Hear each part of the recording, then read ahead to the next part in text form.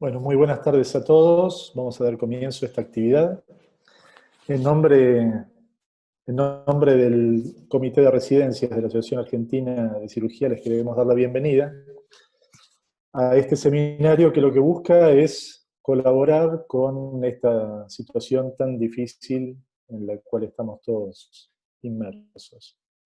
La verdad es que, por supuesto, todos entendemos lo que viene ocurriendo a raíz de esta situación epidemiológica y fundamentalmente dentro del marco de las residencias médicas en general, aunque conocemos tal vez más el terreno de las residencias quirúrgicas, pero esto es una situación que excede a la especialidad de la cirugía, conocemos el impacto que ha tenido este problema en el funcionamiento de los servicios médicos y, por supuesto, en la continuidad de la formación de los residentes.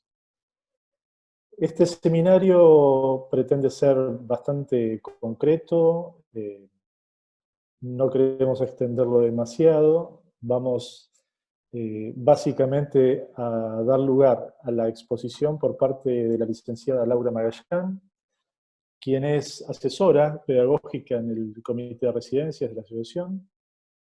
Ella es licenciada en Ciencias de la Educación, es especialista en educación y nuevas tecnologías, es coordinadora incluso del área Tecnologías Educativas Virtuales del Instituto Universitario del Hospital Italiano de Buenos Aires. Contamos también con la colaboración de dos comentadores, que son el doctor Marcelo Figari y el doctor Alberto Gil. Marcelo Figari es rector del Instituto Universitario del Hospital Italiano de Buenos Aires y es jefe de sección de cirugía de cabeza y cuello de la misma institución. Y el doctor Alberto Gil es jefe de división de cirugía general del Hospital Tornú y es director de la carrera especialista en cirugía general de la UBA. Además de ellos, está presente Isabel Malamud, quien es también perdón, asesora pedagógica del Comité de Residencias. Ella es pedagoga, se ha dedicado básicamente a temas de didáctica, de currículum, de evaluación de aprendizajes y trabajó en el Ministerio de Salud y en varias instituciones que están relacionadas con la formación médica.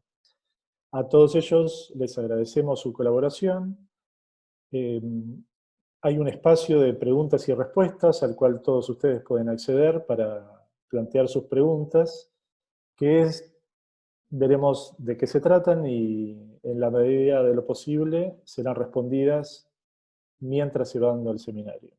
Algunas preguntas quedarán seguramente para el final para ser respondidas por la licenciada Magallán y también por los comentadores. Así que a partir de ahora lo dejo en tus manos, Laura.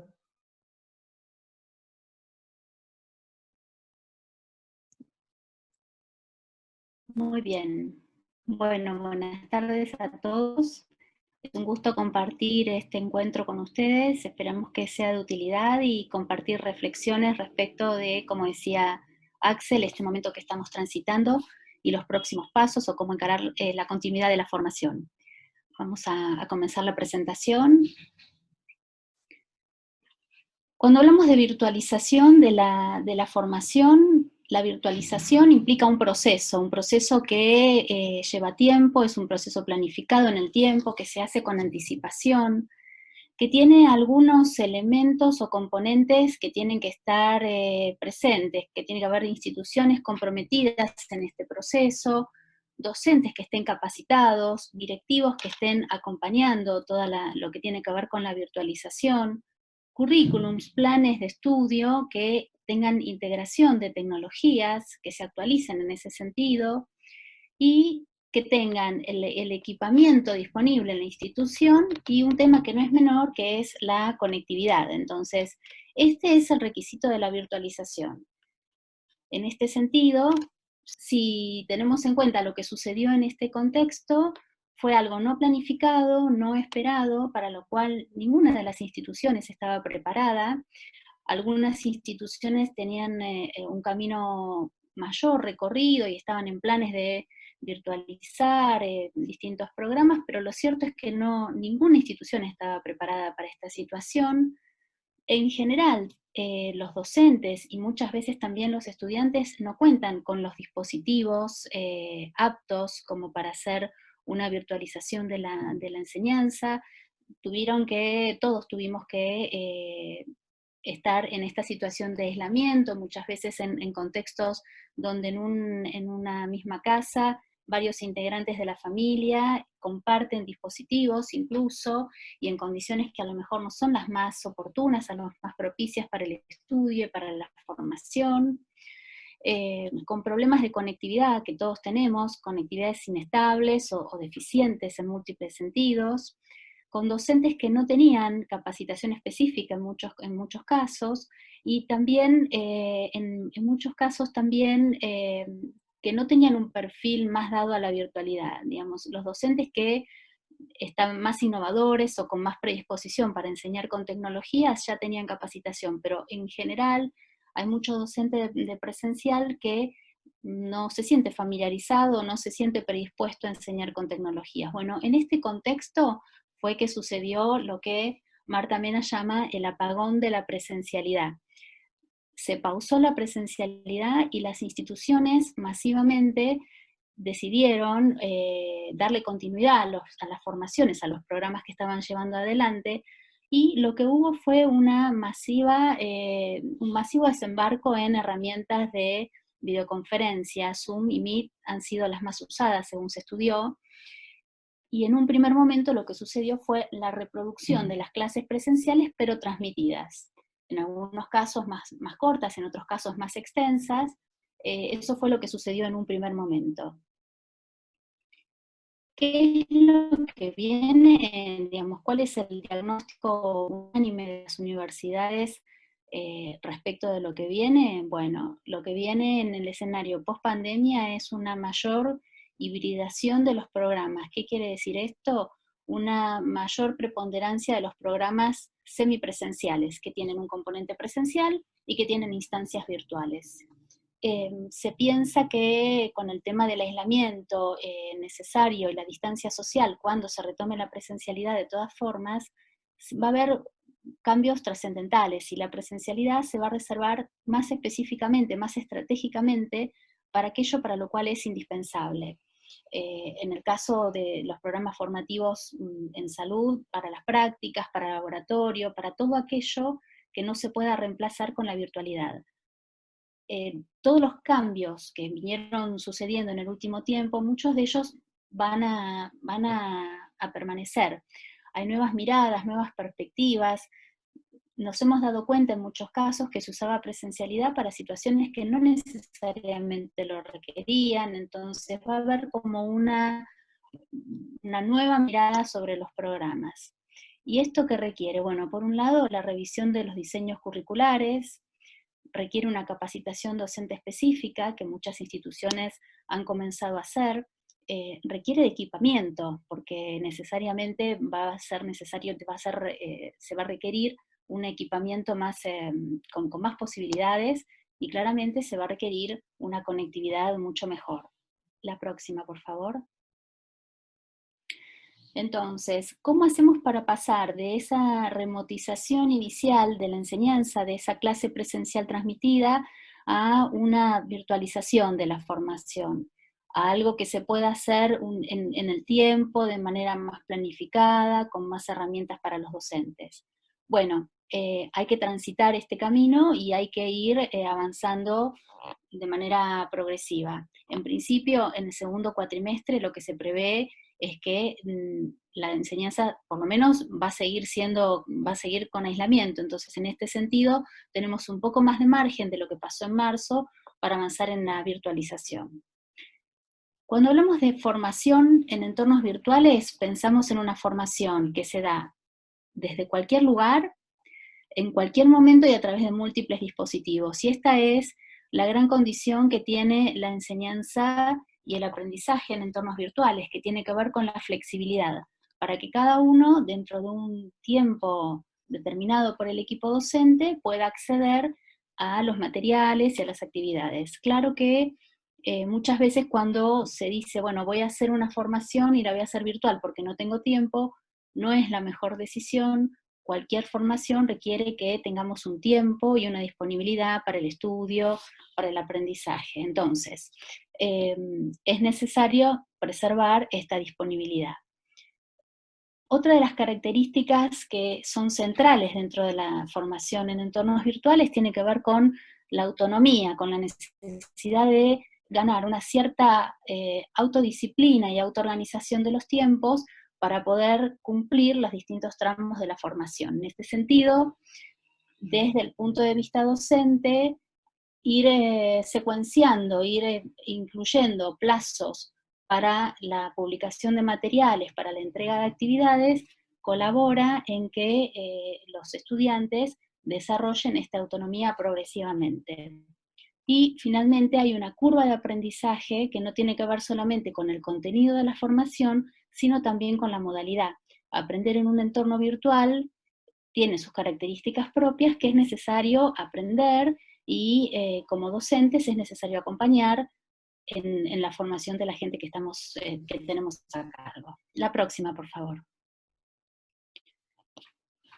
¿Qué es virtualizable? Esta es una gran pregunta, porque a veces se dice, bueno, vamos a virtualizar la formación, pero ¿todo es virtualizable? No, no todo es virtualizable. Entonces, cuando pensamos en qué esperamos que la gente aprenda, bueno, pensamos en conocimientos, pensamos en habilidades y pensamos en actitudes, es decir, qué es lo que esperamos que la gente sepa hacer y quiera hacer. Respecto de saber hacer, podemos reconocer dos planos. Por un lado, lo que tiene que ver con habilidades cognitivas, y por otro lado, lo que tiene que ver con ejecución manual. Entonces, si vamos a la próxima, por favor. Cuando hablamos de qué es virtualizable, podemos ir a lo que tiene que ver con conocimientos, a las habilidades cognitivas y a las actitudes. Y respecto de la ejecución manual, que claramente no es virtualizable, sí podemos de todas formas hacer un primer momento en el que pongamos en los entornos virtuales a disposición de los estudiantes lecturas, videos, en caso de procedimientos podrían ser checklists, que permita hacer como una avanzada en ese contenido y que después cuando se requiere la presencialidad se complete con la instancia práctica. Pero este es un poco el mapa de qué es lo virtualizable. La próxima, por favor. Entonces, ¿por dónde empezamos? En este marco, por el aprendizaje. El objetivo es el aprendizaje. Siguiente. ¿Y cómo aprendemos? Bueno, hay distintos modelos. En el modelo que nosotros adherimos, al que nosotros adherimos, no es el modelo tradicional en el cual el docente es el que está en el centro de la escena, sino es un modelo en el cual es el estudiante el que está en el centro, en el foco, y su proceso de aprendizaje, su modelo constructivista, y entendemos que se aprende en interactividad con los recursos educativos y en interacción con el docente y también con los otros estudiantes que son compañeros en el aula virtual o en el espacio virtual de aprendizaje. Entonces, bajo esta concepción, cuando pensamos en una formación, vamos a tener en cuenta que no solamente tiene que estar el docente en el sitio, digamos, en el ambiente de la formación, sino que voy a tener que anticipar cuáles son los recursos educativos que voy a poner a disposición para que cada uno de los estudiantes tengan esa interactividad y a la vez qué tipo de dinámicas voy a proponer en ese ambiente educativo entre los estudiantes y con el docente. Siguiente, por favor.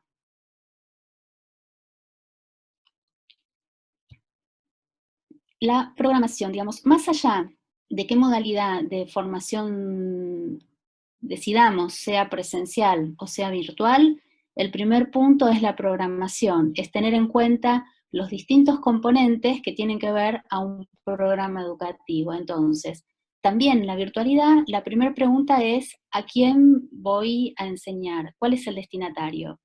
Mis destinatarios son los residentes de cirugía, es una formación para todas las residencias, es una formación transversal a toda una institución, eso me va a marcar un universo al cual me dirijo.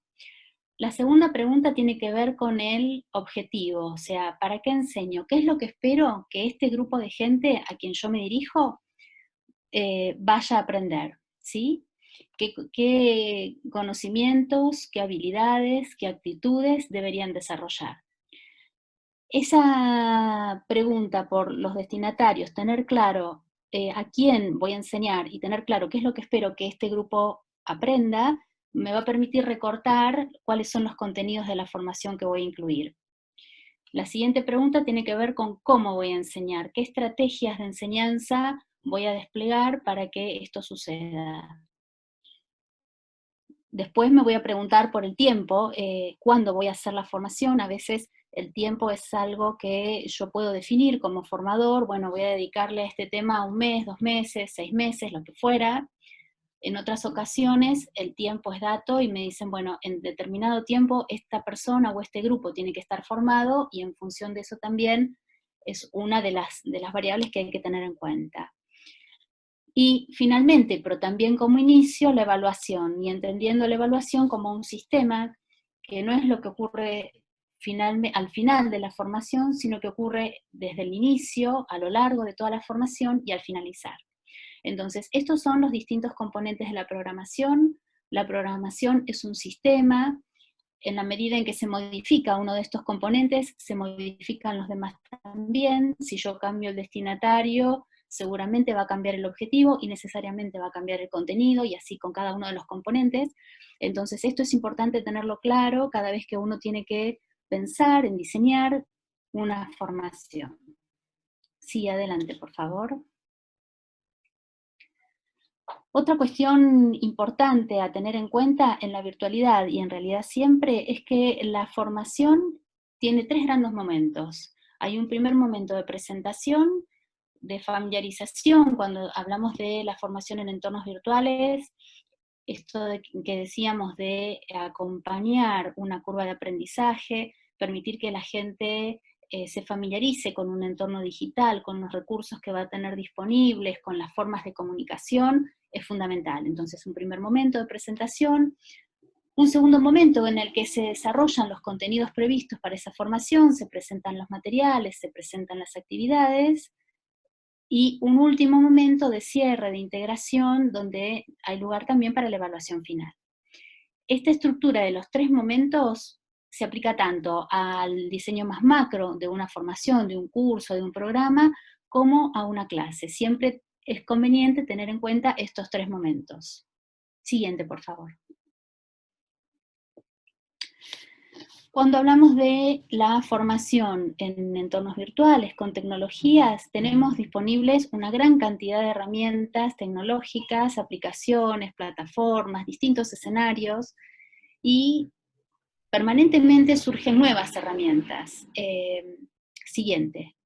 Entonces, básicamente hoy una distinción que me gustaría que tuviéramos en claro es la de actividades sincrónicas y actividades asincrónicas, que por supuesto están vehiculizadas por herramientas de esos dos tipos, porque básicamente en un primer momento de este aislamiento hubo un masivo desplazamiento hacia las actividades sincrónicas, que tienen como característica fundamental que necesitan, son independientes del lugar, pero necesitan que las personas estén conectadas al mismo tiempo para la formación.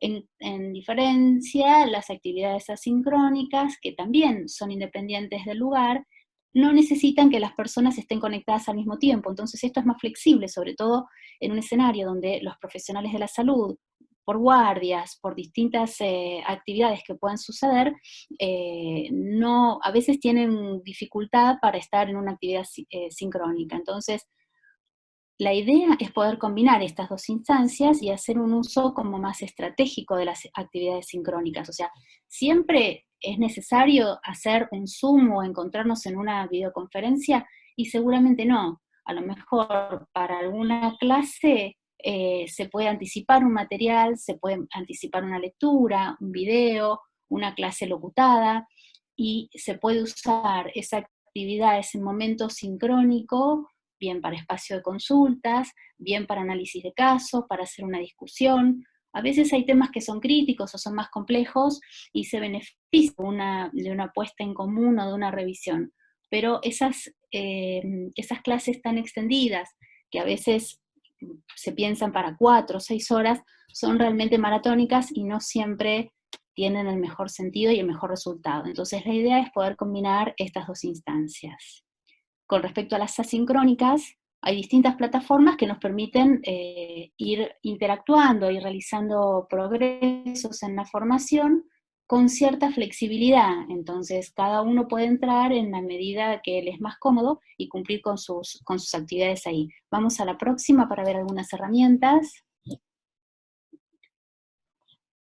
¿Cuáles son las herramientas más comunes? Bueno, a partir del aislamiento del Zoom y el Meet, que es una herramienta de Google, explotaron, digamos, fueron como muy requeridas.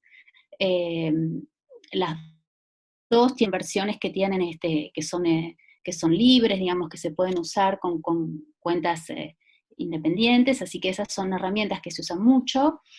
Para casos más masivos también se ha usado YouTube cuando es mayor el número de participantes, esto dependiendo del número de cuentas, del tipo de cuentas que se tenga. Y en algunos casos la herramienta WhatsApp ha servido para sacarnos de algún apuro, digamos, en alguna situación. Estas herramientas básicamente tienen que ver con la posibilidad de ofrecer actividades sincrónicas, ¿sí? De videoconferencia. Ahora, ¿qué hacemos en ese tiempo de actividad sincrónica? También es algo que nos propone distintas ideas. Dijimos antes que más allá de transmitir una clase, es necesario generar instancias de interacción y de interactividad. Entonces ahí aparecen herramientas como Mentimeter, como Kahoot, que lo que permiten es generar instancias de interactividad, votaciones, encuestas de distinto tipo, y se van mostrando los resultados en línea, con lo cual se pueden generar instancias de participación, aún en la videoconferencia. Zoom también tiene una herramienta que se llama Breakout Rooms, que lo que permite es, dentro del mismo entorno de la videoconferencia, permitir que la gente trabaje en grupos. Se dividen a un grupo más grande en pequeños grupos y pueden realizar actividades. Entonces eso también puede ser una opción interesante. Respecto de las actividades asincrónicas, hay muchas instituciones que tienen Moodle, que es una plataforma de código abierto, así que ahí con facilidad se pueden crear espacios virtuales y se pueden alojar materiales, se pueden subir videos o linkear videos, se pueden pensar en actividades. Y más allá de Moodle también está todo lo que es la G Suite o el paquete de aplicaciones de Google, que tiene una cantidad importante de posibilidades también. Hay otras herramientas que, si bien son pagas, tienen versiones más sencillas disponibles, como Padlet, que permite armar pizarras que pueden ser colaborativas, donde se arman como unas grandes pizarras, y cada una de las personas puede compartir ahí, sea un video, sea una imagen, sea una participación en texto, y se arman actividades en línea también. Y otra, por ejemplo, como Genially, que permite hacer una cantidad muy, muy interesante de distintos materiales educativos, como línea de tiempo, infografías, mapas conceptuales, y eso no necesariamente lo tiene que hacer solo el docente, también lo puede hacer el estudiante. El docente puede proponer en una consigna que a partir de la lectura de determinados materiales armen determinado recurso, y eso después se pone en común. Entonces, las opciones realmente son múltiples. La siguiente, por favor. Decíamos que es central promover instancias de interactividad de los estudiantes con los recursos educativos. Y cuando hablamos de recursos educativos, hablamos tanto de materiales como de actividades. Materiales pueden ser clases, guías hechas por los docentes, lecturas de distintos tipos, videos, no solamente los videos que pueda generar el equipo docente, sino videos que estén ya disponibles y que se puedan reutilizar con fines educativos, animaciones, sobre todo para los procesos, es muy interesante esto, imágenes fijas, sitios web recomendados, hay una variedad muy grande de materiales que están a disposición. Y con respecto a las actividades, tenemos básicamente actividades que tienen que ver con el primer momento de apertura de la formación, que tienen una función más diagnóstica, de familiarización inicial, actividades de desarrollo que acompañan toda la adquisición y la vehiculización de los contenidos, y actividades de integración final que están más relacionadas con el cierre, la revisión general antes de la evaluación final. Sí, el siguiente, por favor. Los recursos educativos tienen distintas funciones, más allá de vehiculizar la información. Entonces guían los aprendizajes, facilitan la ejercitación de habilidades, también pueden motivar, si hacemos una selección interesante de recursos, nos permiten evaluar. Cuando hablamos de evaluar, de nuevo, no solamente estamos pensando en una evaluación final, sino que estamos pensando en un proceso de evaluación que se inicia en el primer momento, se desarrolla a lo largo de la formación hasta la finalización. Pueden proporcionar simulaciones también, que en el ámbito de salud son sumamente valiosas, la posibilidad de atravesar situaciones que sean simuladas en un entorno seguro y protegido para el que aprende y para el paciente también, son sumamente valiosas, y proporcionan entornos para la creación. La idea siempre es, cuando pensamos una formación, pensarla en vincularla con la práctica profesional, proponer situaciones, casos que recuperen instancias de la práctica profesional para tener ese puente. Así que eso es importante también tenerlo en cuenta. La próxima, por favor.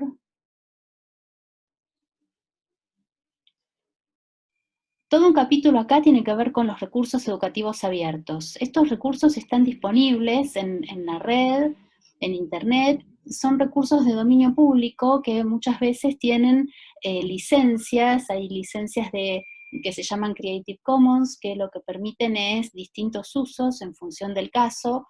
En algunos casos tienen que ver, solamente se permite citar, en otros casos se permite modificar en función del uso, y hay una serie de fuentes de recursos educativos abiertos que es muy interesante tener en cuenta. Ahí abajo incluimos algunos de las fuentes de recursos educativos abiertos que están disponibles para consultar, y que incluyen, muchas veces son cursos, pueden ser materiales, libros, videos, repositorios de distinto tipo, colecciones de materiales, que es interesante visitar y que están a disposición también. La próxima, por favor. En todo lo que tiene que ver con la formación en salud, las imágenes son muy potentes, en general en toda la educación, pero en lo que tiene que ver con la educación en salud, las imágenes son muy potentes. Entonces, tenemos imágenes que se pueden utilizar de distinto tipo, y muchas veces cuando no tenemos esas imágenes podemos recurrir a bancos de imágenes libres. Ahí incluimos algunas páginas web donde pueden encontrar, que se pueden utilizar sin necesidad de ningún permiso. En general, en estas colecciones hay algunas imágenes que están disponibles y hay otras que hay que pagar como para poder utilizar, pero en todos los casos siempre hay una interesante cantidad de imágenes y diversidad de imágenes que están disponibles para utilizar. Con esto quiero decir, cuando hablamos de formación virtual, no necesariamente tenemos que estar pensando en cuestiones que sean pagas, porque hay una serie de recursos, de herramientas que están disponibles y que hay que investigar para poder capitalizar para la formación. Siguiente, por favor. Bueno, acá es sintetizar un poco las distintas instancias de la evaluación. Esto es muy importante tenerlo en cuenta, y trabajamos mucho desde el Comité de Residencias como para promover esta evaluación permanente en los distintos programas. La evaluación empieza siempre con un diagnóstico, con un punto de partida, con un conocer cuál es el punto de partida de la persona, del grupo. Y este diagnóstico no es que se hace solamente al inicio de un año o de un proceso, sino que vuelve a suceder cada vez que aparece un tramo nuevo de la formación o una nueva formación. Hay un momento diagnóstico, hay una evaluación que se la llama formativa o de proceso, que tiene que la misión de acompañar todo el avance del proceso de aprendizaje, andamiarlo, facilitarlo, ver si hay algún desvío, poder acompañar en el logro de ese resultado esperado. Y hay un momento final en el cual se da cuenta de todo un camino recorrido y que es habitualmente la evaluación final, también llamada integradora, que es la que tiene una función de acreditación de la formación. La evaluación entendemos como un proceso y como un sistema que sucede en todo momento y que es necesario como docentes tener una función de seguimiento y de acompañamiento como para asegurarnos de los resultados. Siguiente, por favor. ¿Cómo evaluar? Esta es una gran pregunta, porque muchas veces la cuestión de la evaluación en entornos virtuales genera dudas o genera inquietudes, recelos respecto de cómo evaluar. Bueno, distintas plataformas tienen distintas posibilidades. Hay preguntas o pruebas o ítems de autoevaluación, hay situaciones en donde la evaluación puede suceder por pares, y esto es una actividad que realmente es muy recomendable porque cuando mi producción se somete a la evaluación de pares, habitualmente es muy motivador para la gente porque además de que va a estar siendo revisada y valorada por el docente, también va a estar siendo valorada por mis pares y esto funciona como un motivador. Puede haber producciones grupales, pero ahí cuando nosotros vamos a incluir una actividad grupal, tenemos que tener en claro el objetivo. Si la actividad en contextos reales sucede en grupo, bueno, es interesante que esa actividad en la formación también suceda de manera grupal, como para ver de qué manera juegan los distintos roles, sobre todo muchas veces en situaciones de formación interprofesional. Puede haber participaciones en debates, hay distintos tipos de estrategia que vamos a ver a continuación. La próxima, por favor. Y hay algo que es interesante y sobre todo es muy característico de los profesionales de la salud que en su formación han estado muy orientados al uso del choice, del multiple choice, los mayores por ahí en papel, las últimas generaciones en formato electrónico, pero en general el primer movimiento a pensar es que, bueno, voy a hacer un multiple choice. Hay distintas plataformas, hablo de Moodle porque en general es la más extendida y es abierta y es libre y es la que tiene la mayor parte de las instituciones. El cuestionario es un recurso, sí, por supuesto, pero hay otros más y en función del objetivo de la formación es la selección que yo voy a hacer del tipo de recurso con el que voy a vehiculizar una actividad. Entonces, aún en el caso del cuestionario, lo puedo usar como el nivel más básico que tiene que ver con la revisión de lectura, pero también podría darle un uso con un poco más de sofisticación, alguna vuelta más. Por ejemplo, yo podría poner en un cuestionario, en la consigna, podría poner una imagen y pedir que en las opciones identifiquen alguna localización, por ejemplo. O podría proponer un video y pedir que identifiquen algo respecto de un procedimiento, si estuvo bien, si estuvo mal, qué se hizo, qué no se hizo.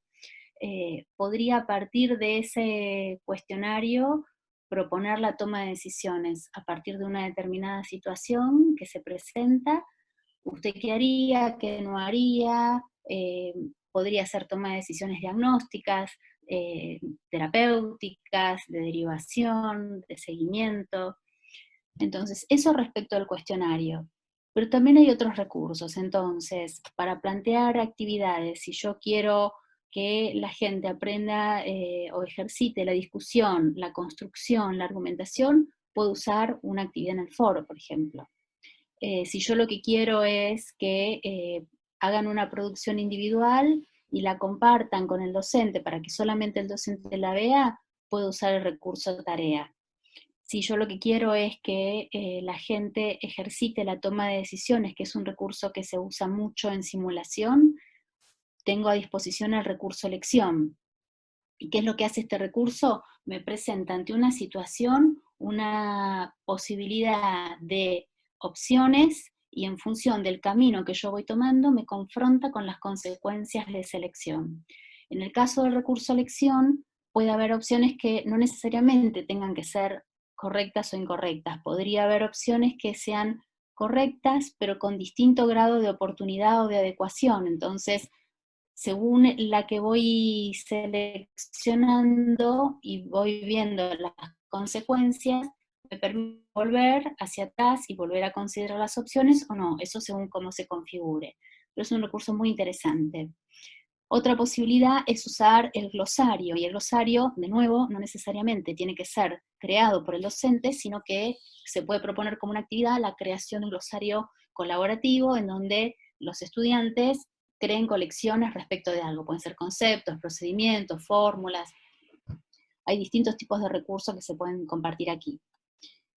Y otro recurso que se usa mucho también es la base de datos. Estos son los nombres técnicos que se usan en la plataforma Moodle, que tienen estos recursos en Moodle, que lo que permite es la revisión por pares. Y no solamente la revisión por pares, sino la provisión de feedback. Entonces, cada uno también genera una producción, la sube a ese recurso, y en un segundo momento los compañeros recorren esa galería y pueden dar comentarios constructivos.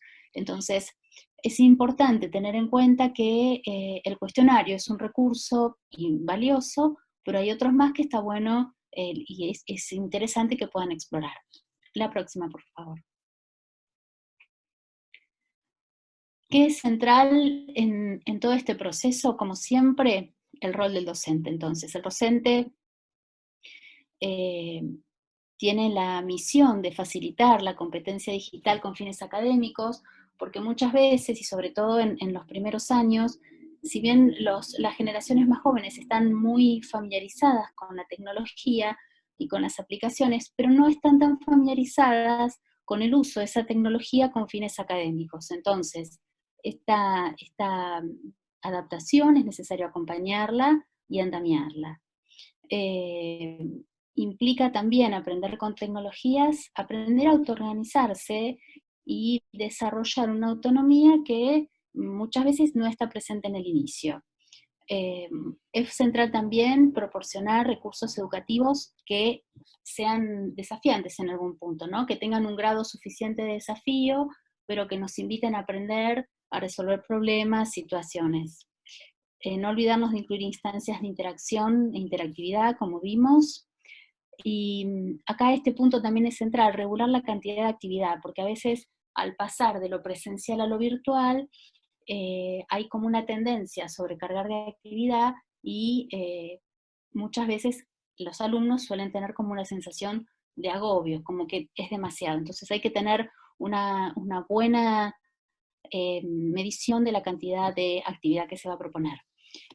Concentrar el uso de herramientas, esto es importante también. La selección de herramientas tiene que estar en función del objetivo de la formación, no es el sentido hacer como una galería de un montón de herramientas, sino es preferible ir proponiéndolas de manera gradual para que las vayan manejando, se vayan consolidando y ahí agregar nuevas herramientas.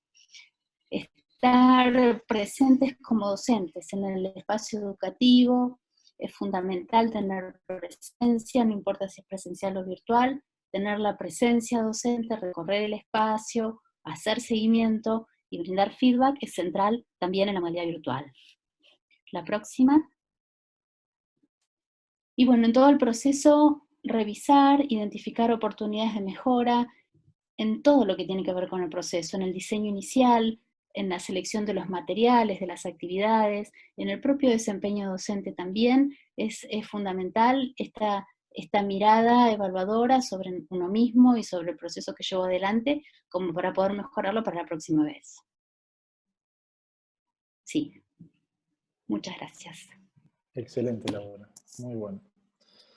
Gracias. Para continuar vamos a dar lugar a los comentadores. Les pido que habiliten sus micrófonos.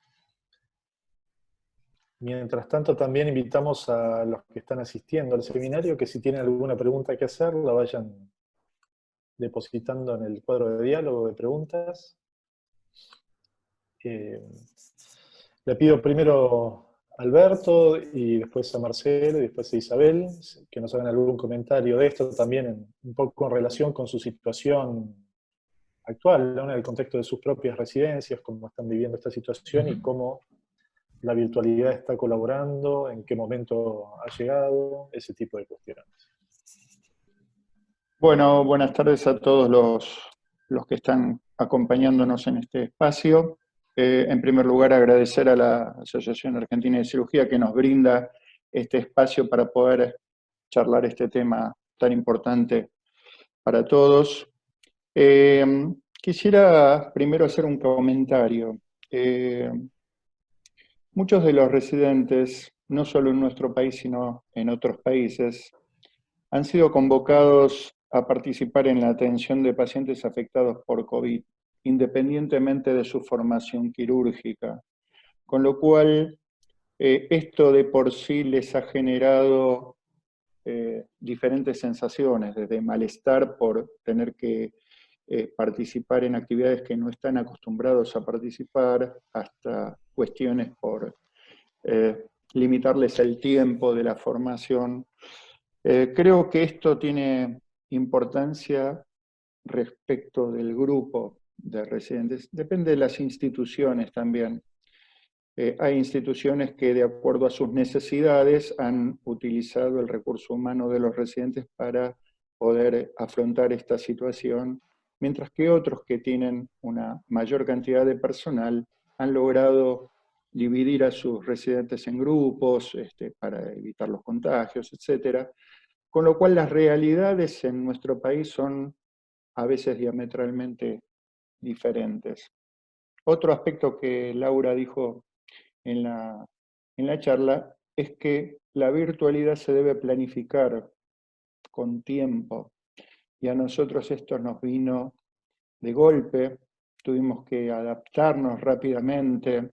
Muchos de nosotros no teníamos experiencia en este tipo de mecanismos, de herramientas, tuvimos que recurrir a un montón de información como para poder armar algún recurso didáctico.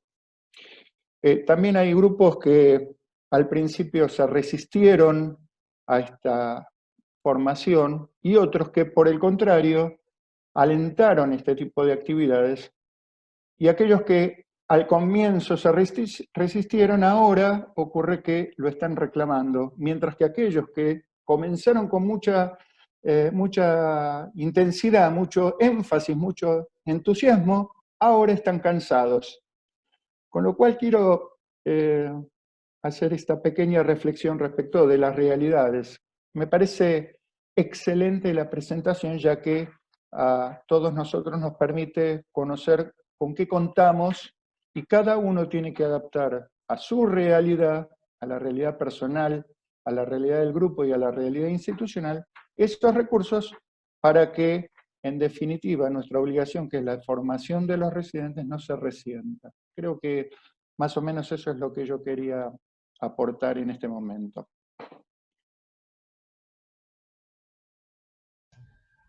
Marcelo. Sí, muchas gracias. Felicitaciones, Laura. La verdad que fue una presentación muy motivante.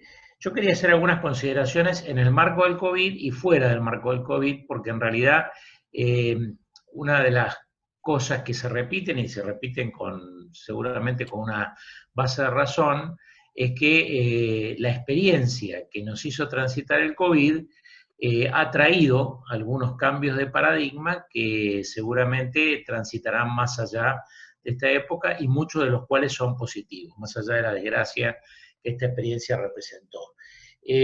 Yo quiero transmitir la experiencia personal que muchos de nosotros hemos tenido. Yo estoy en un medio en el cual la virtualización era una de las características de nuestro ambiente universitario, que también alcanzaba a los residentes de las diferentes especialidades. No a este extremo, pero era una característica. De forma tal que no representó para un porcentaje de los docentes y un porcentaje de los alumnos un cambio tan drástico, pero como bien comentó Axel al inicio de la sesión, hay un número significativo de docentes y de alumnos, aún entre los que son millennials, que inicialmente resistieron esta necesidad de virtualización.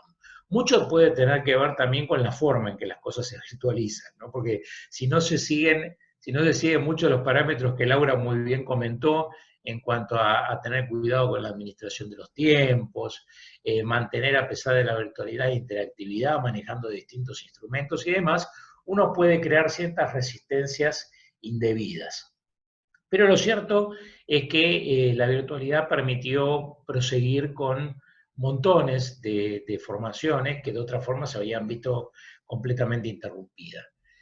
¿Los entornos virtuales nos sirven a los cirujanos? Sí, nos sirven en mucho. Laura ya comentó que, bueno, si uno desgrana las necesidades del aprendizaje en conocimientos, habilidades y actitudes, evidentemente la virtualidad es muy buena para la transmisión y para el compartir conocimientos. Es muy buena también para, en cierta medida, ejemplificar actitudes a través de distintos recursos visuales. No es tan buena para lo que es habilidades. Sin embargo, es buena para preparar escenarios de habilidades. Ahora salgamos del COVID, vayamos a lo que estamos acostumbrados a hacer habitualmente. Por ejemplo, a los cirujanos nos encantan los cursos que tienen hands-on, que tienen posteriormente posibilidades de practicar la laparoscopía, la osteosíntesis, lo que fuera, dependiendo.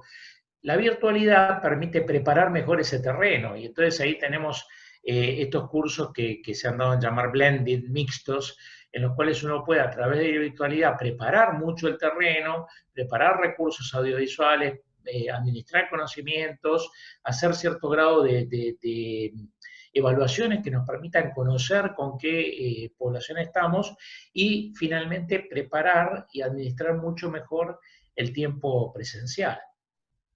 Y otra de las cosas que yo también destaco de la virtualidad es en otros escenarios en los cuales nosotros podemos ahora alcanzar a públicos que antes no hubiéramos pensado.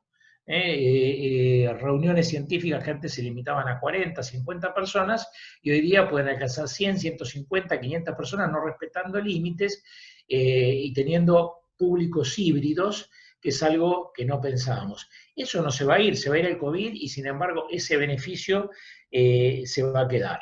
Una anécdota que les cuento, recientemente hemos tenido que preguntarnos cómo hacíamos para que nuestra gente, nuestros maestrandos y nuestros doctores que estaban con su tesis terminada, dieran su tesis. Y bueno, hoy defienden su tesis de forma virtual, y antes que la tesis la escuchaba un grupo limitado, 15 personas, un público de 70, 80 personas que pueden interactuar escuchando una tesis de doctorado de maestría.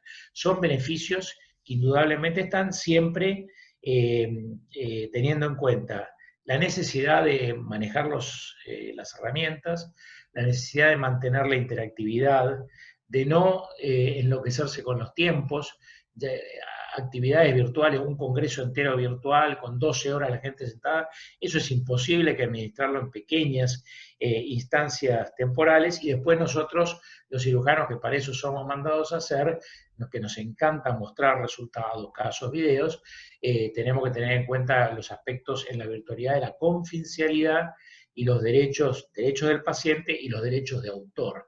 Hay que ser bastante obsesivo en eso de ocultar todo lo que tenga que ver con la visualización de la identidad del paciente, y cuando se utiliza material, ya sea publicaciones o material gráfico, tener en cuenta los derechos de autor. Bueno, gracias nuevamente, Laura, buenísimo. Sí, gracias Marcelo, y gracias también a Alberto.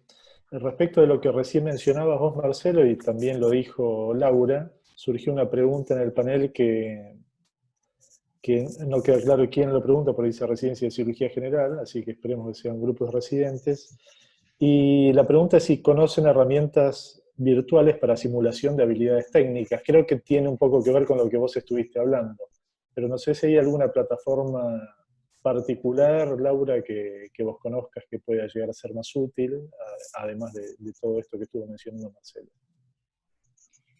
Bueno, para simulación de habilidades lo que tenemos es el dispositivo del PSQ, que bueno, no es virtual, pero está mediado por tecnología y es un simulador que permite el desarrollo. Si estamos hablando de habilidades técnicas, de destreza, ahí es necesario la práctica indefectiblemente, y el PSQ lo que permite es todo ese desarrollo a través de un programa de habilidades que promueve no solamente el desarrollo de una formación segura para el que aprende, sino también para el paciente, ¿no? Así que si nos referimos a destreza, pienso que el PSQ para habilidad quirúrgica es lo más adecuado. Después también podríamos pensar en paciente virtual, y si pensamos en toma de decisiones, que muchas veces ante determinado escenario el cirujano puede necesitar una toma de decisiones, bueno, ahí se puede hacer un tipo paciente virtual de bajo costo utilizando el recurso elección de la plataforma Moodle, como hablábamos recién, con una situación que ofrezca, bueno, estamos en medio de la cirugía, pasa tal situación, ¿usted qué haría? Y ahí en las opciones se presentan determinados cursos de acción y en función de la elección de cada una de las ramas te va presentando las consecuencias y te permite volver o no en función del diseño que se haga. Sí, Marcelo.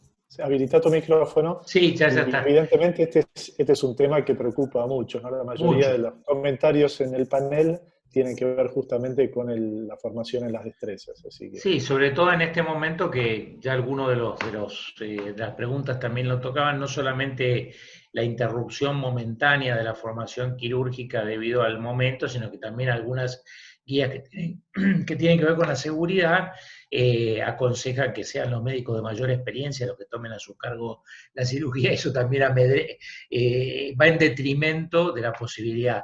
Pero, digamos, hay cosas, no solamente los simuladores que muchos de ustedes conocen, simuladores, hay mucho hecho en cirugía abdominal y torácica, que simulan bastante ápticamente, o sea, reproduciendo las tensiones y elasticidades, las habilidades de cirugía en una cavidad, como es el abdomen o el tórax, pero hay en muchas especialidades desarrollados.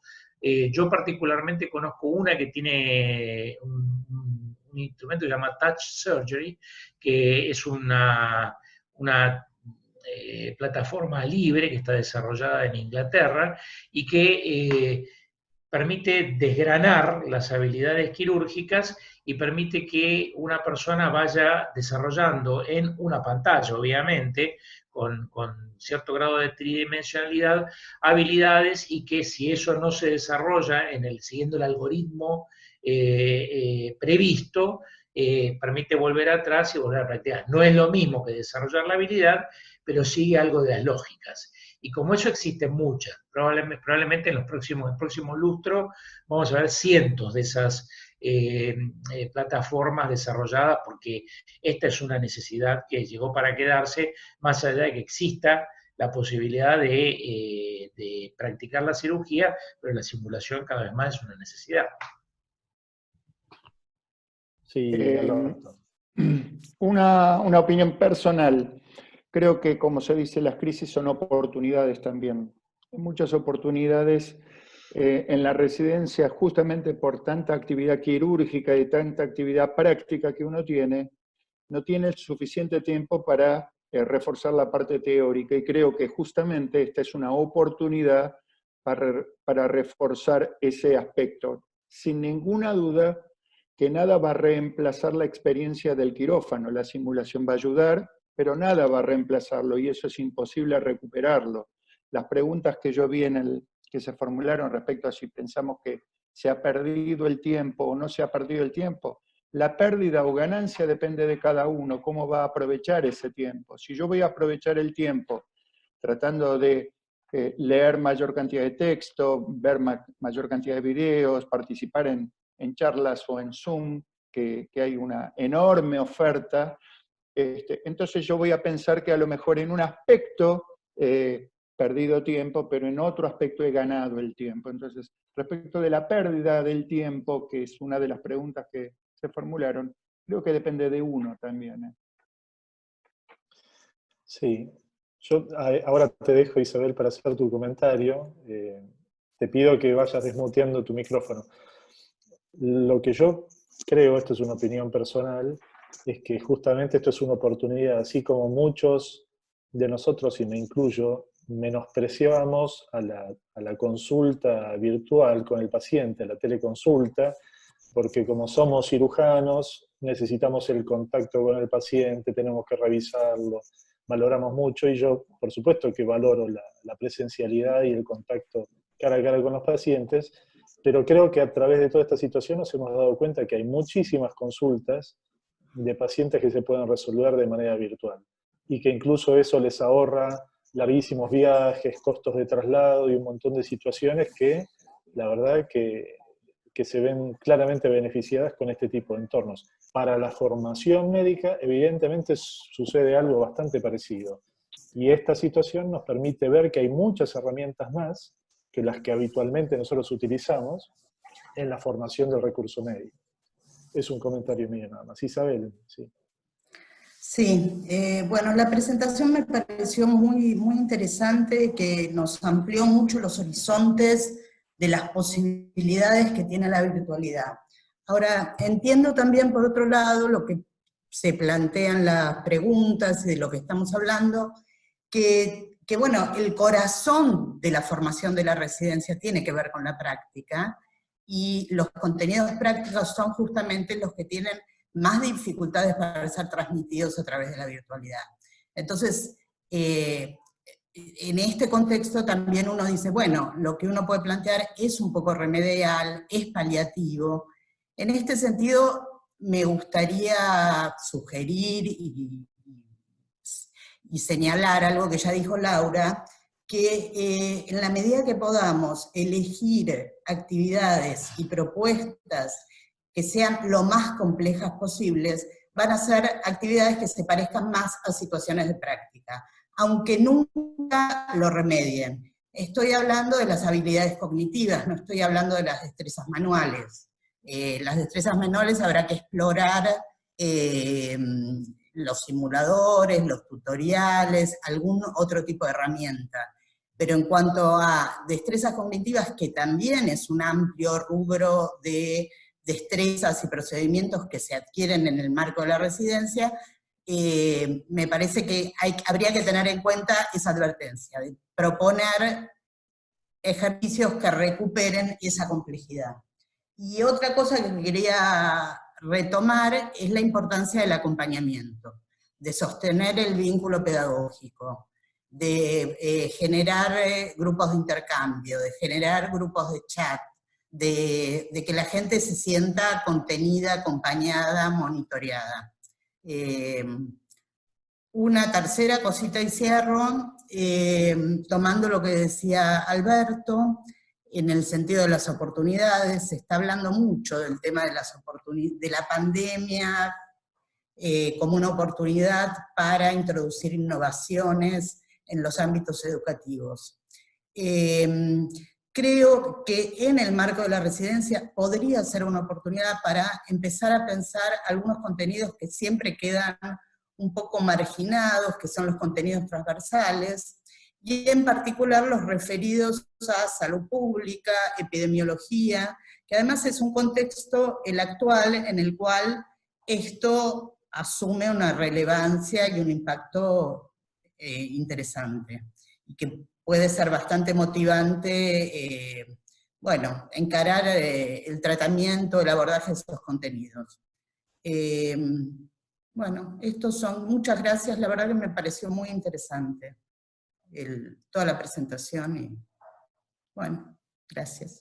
Respecto de lo que me comentabas vos, Isabel, de la contención, que es un tema evidentemente fundamental, nuestro comité envió una encuesta hace un poco más de un mes a residentes de cirugía de prácticamente todo el país, y obviamente que obtuvimos muchísima información gracias a esa encuesta, y una de las cosas que tal vez parecerían obvias o no tanto, es que los sentimientos negativos de desprotección, de abandono, la ansiedad misma, eran sensaciones muy frecuentes en aquellas residencias donde, entre otras cosas, por ejemplo, se había discontinuado el proceso formativo, no se llevaban adelante justamente actividades en entornos virtuales como para tratar de sostener la formación de alguna manera.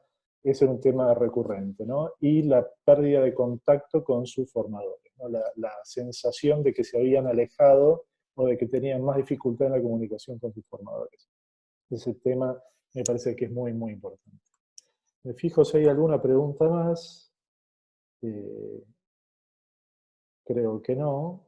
La verdad es que son todos comentarios, la mayoría, y en general muy buenos. No sé, Laura, si querés dar un cierre a esto, pero la verdad, la presentación, comparto, ha sido excelente, muy movilizadora, porque nos deja, obviamente, muchos interrogantes y muchas ganas de conocer más de todo este tipo de plataformas, que entendemos, obviamente, que van a llevar su tiempo aprenderlas, por supuesto, pero hay que tratar de mirar un poquitito más adelante, no solamente de la contingencia, sino empezar a mirar un poco más lejos, ¿no? Sobre todo en la medida que todos estos tiempos también se van haciendo de chicle, vamos a decirlo en criollo, ¿no?